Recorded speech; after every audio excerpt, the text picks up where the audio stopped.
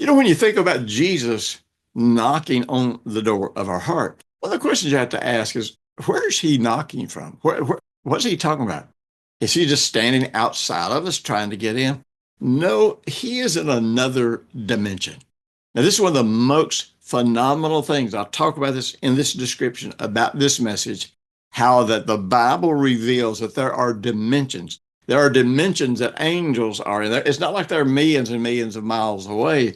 If we could literally just reach through these dimensions, we'd realize we're surrounded by these angels. We are surrounded by these spiritual beings. We have all of these things that are happening around us. And the thing is the reason he wants to step into our heart is because in our heart is where we can enter into dimensions that are outside of this natural world. We can enter into dimensions like I did that day on that plane when I made those decisions and I began to ponder on them and meditate on them and reflect them and began to experience them as being absolutely real. That's what Jesus taught and identified as planting seed in your heart. And that seed, he says, it starts to sprout. He says it produces the stalk, it produces the branches, it produces the blade, it produces ultimately the fruit.